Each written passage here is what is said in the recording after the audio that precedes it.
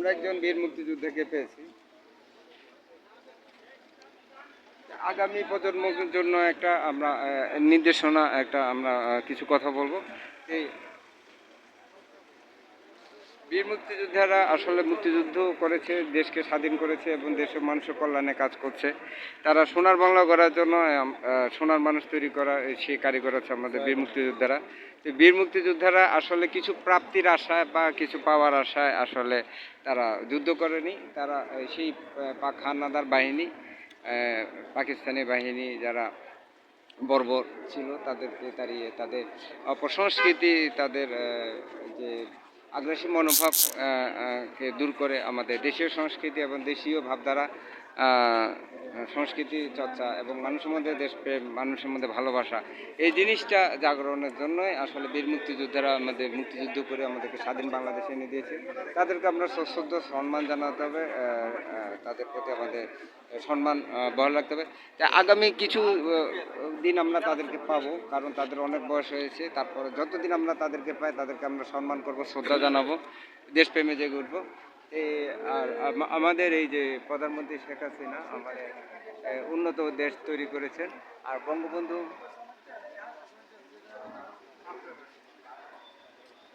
এনে দিয়েছেন আমাদের এই স্বাধীন বাংলাদেশ, আর শেখ হাসিনা তৈরি করছেন আমাদের উন্নত বাংলাদেশ। আমরা এখানে দেখতে পাচ্ছি যে পদ্মা সেতু সেই অবস্থানে আছি। বাংলাদেশ আওয়ামী লীগের সভানেত্রী বা মাননীয় প্রধানমন্ত্রী শেখ হাসিনা এই যে আজকে এখানে পদ্মা সেতু প্রকল্পের সমাপনী উপলক্ষে সুধী সমাবেশে আসছেন।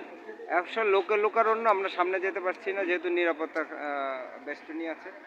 তো সেই নিরাপত্তা বেষ্টনী আমরা আসলে ভাঙা উচিত না। তারপর আমরা আমাদের অবস্থানে আছি। এখানে প্রধানমন্ত্রী শেখ হাসিনাকে এক নজর দেখার জন্য আমরা দেখতে পাচ্ছি মহিলা, শিশু, মুক্তিযোদ্ধা, তারপর আমাদের ধর্মপ্রাণ মুসলমান, আমাদের যে আলেম সমাজে নেতৃবৃন্দ, সকলে এখানে অবস্থান করছে। সকল ধরনের আমরা মানুষকে দেখতে পাচ্ছি, সকল ধরনের মানুষের এখানে সমাগম আছে। সকলেই আসলে এক নজর আমাদের প্রধানমন্ত্রী শেখ হাসিনা বঙ্গবন্ধু কন্যাকে এক নজর দেখার জন্য এখানে সকালে সমবেত হয়েছে। তো আমরা একটু বীর মুক্তিযোদ্ধা একটু বক্তব্য একটু শুনতে পারলে আমরা ওনার পরিচয়। ঢাকা পশ্চিম অঞ্চল আমরা দেখতে পাচ্ছি বীর মুক্তিযুদ্ধ মিলন মেলা, এবং ওনার আইডি কার্ডের এখান থেকে আমরা একটু কথা বলবো। বীর মুক্তিযোদ্ধা নজরুল ইসলাম, আমার নাম খায়রুল ইসলাম, আমার মিতা দেখা যাচ্ছে। যাই হোক, ওনার বাবার নাম হচ্ছে যে রায়হানুদ্দিন ব্যাপারী, আচ্ছা হাসানুদ্দিন ব্যাপারী, ইয়ান বিবি এবং ইয়ারন বিবি এবং লোহজ মুন্সিগঞ্জ।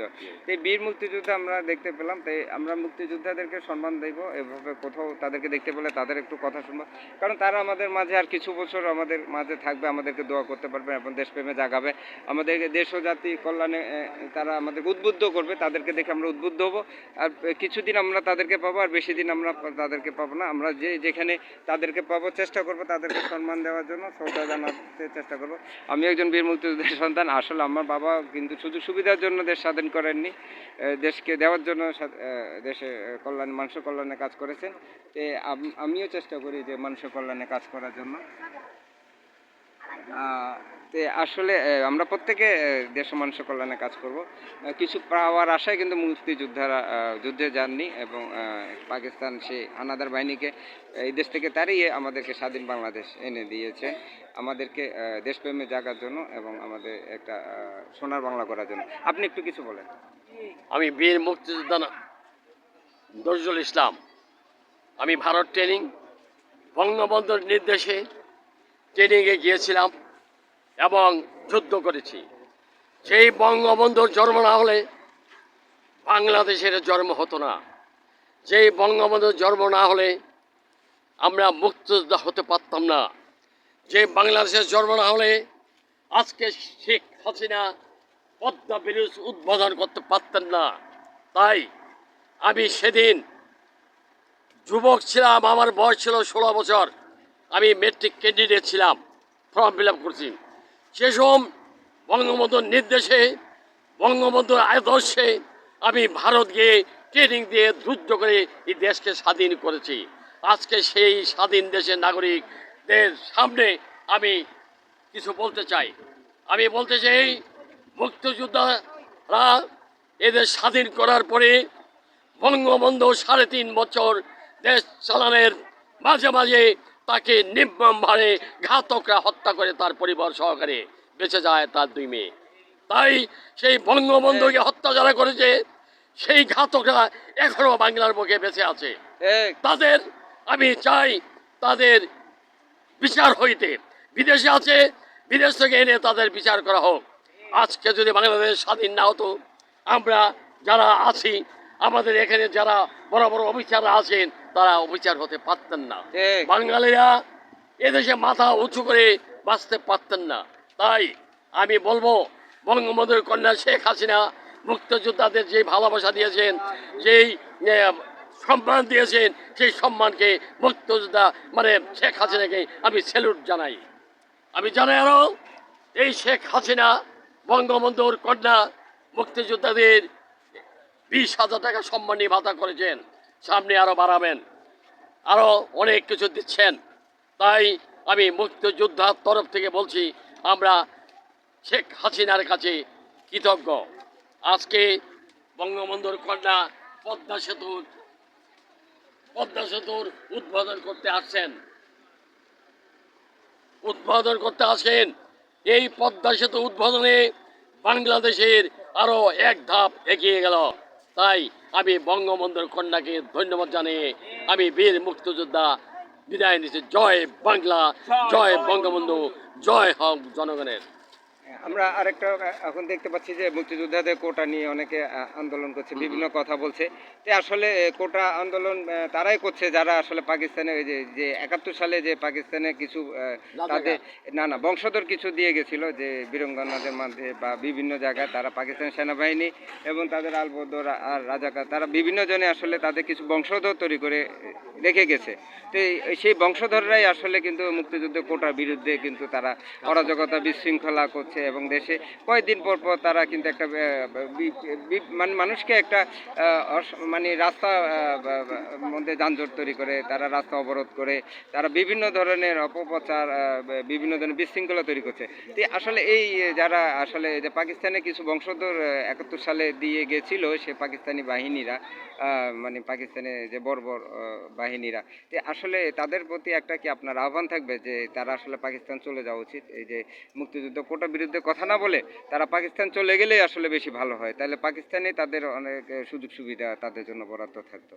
কি বলেন আপনি এই বিষয়ে? আমি বলতে চাই যারা মুক্তিযোদ্ধাদের 30% কোটা চাকরির জন্য সরকার রাখছে, যারা বিরোধিতা করছে, ওরা বাংলাদেশের শত্রু, ওরা জনগণের শত্রু, ওরা মুক্তিযোদ্ধাদের শত্রু, ওরা দেশের শত্রু। পাকিস্তানপন্থী ওরা পাকিস্তানি পন্থী এবং পাকিস্তানে কিছু বংশধর বলা যায়, পাকিস্তানে কিছু বংশধর ওরা এই দেশে রাজনীতি করছে।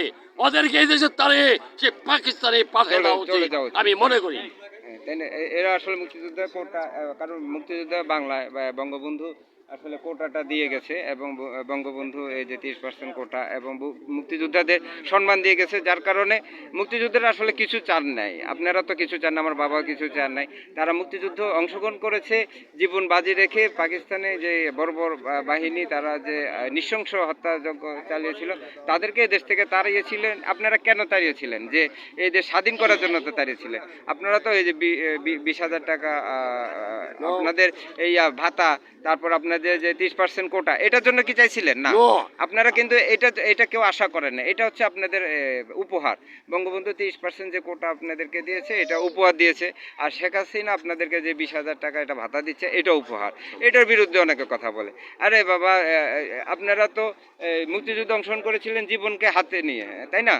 জীবনকে হাতে নিয়ে আপনারা যুদ্ধ অংশগ্রহণ করেছিলেন, যে আপনারা জানতেন যে আপনারা ফেরত আসবেন এবং স্বাধীনতা পাবেন, এটাও তো জানতেন না। কিন্তু জীবনকে হাতে নিয়ে সেই পাকিস্তানে যে তারা একটা সুসজ্জিত একটা সেনাবাহিনী, তাদেরকে আপনারা বাঁশের লাঠি বিভিন্ন কোল্ডিং করে বিভিন্ন ধরনের আপনার গেরিলা যুদ্ধের মাধ্যমে তাদেরকে দেশ থেকে তাড়িয়েছেন, তাই না? আমাদেরকে স্বাধীনতা এনে দিয়েছেন। কিন্তু আপনারা কি জানতেন যে আপনারা বেঁচে ফিরবেন এবং আপনারা যে জীবিত ফিরবেন, আপনারা শেখ হাসিনাকে পাবেন, আপনারা শেখ হাসিনা আপনাদেরকে আমার 20,000 টাকা নিহত হয়েছে। আপনার সাথে 2 বন্ধু নিহত হয়েছে, এরকম অনেকে নিহত হয়েছে, অনেকে আহত হয়েছে, যুদ্ধাহত হয়েছে, অনেকে শহীদ হয়েছে। তো এই যে আপনাদের যে প্রাপ্তিটা, এই সম্মানের বিষয়টি, এটা বঙ্গবন্ধু আপনাদেরকে 30% কোটা দিয়ে আপনাদের সন্তানদেরকে সম্মানিত করেছে, মুক্তিযোদ্ধাদেরকে সন্তানদেরকে। তো এই একইভাবে বঙ্গবন্ধু কন্যাও একইভাবে আপনাদের সেই কোটাটা রেখে আপনাদেরকে সম্মান দিচ্ছে। যে বিচারপতিও বলছে যে এই যারা রাস্তায় আন্দোলন করে, তা আন্দোলন করে তারা এটার বিরুদ্ধে কথা বলে, তাইলে বোঝা যাচ্ছে যে সে পাকিস্তানের যে বংশধররা, তারা যদি আন্দোলন করে বলে যে পাকিস্তান চায়, তাহলে আপনারা কি পাকিস্তান এখন যারা আন্দোলন করছে তারা যদি বলে যে আমরা আবার পাকিস্তান চাই, আমরা বাংলাদেশের নাম গণপ্রজাতন্ত্রী বাংলাদেশের জায়গা গণপ্রজাতন্ত্রী পাকিস্তান সরকার, এটা যদি বলে, তাহলে এটা কি বিচারপতি আপনারা কি এটা মেনে নেবেন?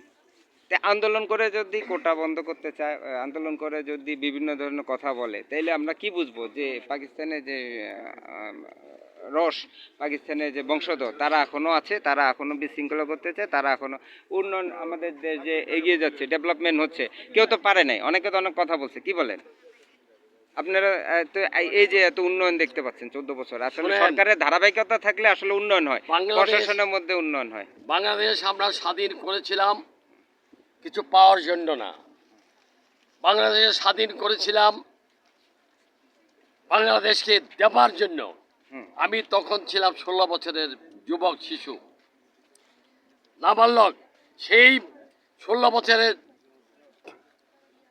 যুদ্ধে চলে গিয়েছিলাম বঙ্গবন্ধুর নির্দেশে। সেই বাংলাদেশের উপরে যারা এখন বাজে কথা বলছে, যারা বাংলার উপরে অত্যাচার করতে চাচ্ছে, এই বিশৃঙ্খলা তৈরি রাজাকারের করতে চাচ্ছে। সন্তানদের, এই রাজাকারের সন্তানদেরকে, রাজাকার যারা আছে নির্ভুলভাবে বেছে বেছে এদেরকে পাকিস্তানে পাঠিয়ে দেওয়া উচিত। আপনারা আপনারা আসলে যুদ্ধ করেছেন, আমাদেরকে স্বাধীন দিয়ে দিয়েছে, কিন্তু আপনারা এই পাকিস্তানের যে বংশধর এদেরকে পাকিস্তান পাঠাতে পারেন, এটা আপনাদের ব্যর্থতা। এবং তাদের যে সংস্কৃতি, অপসংস্কৃতি, এগুলো আপনারা পাকিস্তানে পাঠাতে পারেন না, কিন্তু তারা তো আমাদের সেই যে বাঙালি সংস্কৃতি, দেশীয় সংস্কৃতি, আমাদের যে দেশপ্রেম, বঙ্গবন্ধু, আমাদের ভালোবাসা, এগুলোকে তো কয়দিন পর পর আক্রমণ করে, কয়দিন পর পর বিশৃঙ্খলা তৈরি করে। আমরা দেখতে পাই যে রাস্তাঘাটে অবরোধ তৈরি করে এবং পুলিশ এবং প্রশাসনের প্রতি আক্রমণ তৈরি করে, তাই না? তাদের প্রতি আপনার কি কোনো মন্তব্য আছে যে বঙ্গবন্ধু ছিলেন হৃদয়বান, তাদেরকে বঙ্গবন্ধু মাফ করে সবাইকে দিয়েছিলেন? ভালোবাসছেন। হ্যাঁ, এই জন্য যারা পাকিস্তানি বংশধর বংশধর ছিল তাদেরকে মাফ করে দিছে, তোরা এই দেশে থাক। এটা ভুল করছে, এটা বঙ্গবন্ধু ভুল করে নাই, মাফ করে কারণ উদারতা দেখাচ্ছে। বিশ্বাসঘাতক মীর জাফর যখন সিরাজদৌল্লার সাথে বেইমানি করছে, বেইমান একটা দেশ স্বাধীনের পর বেইমান কিছু থাকবেই।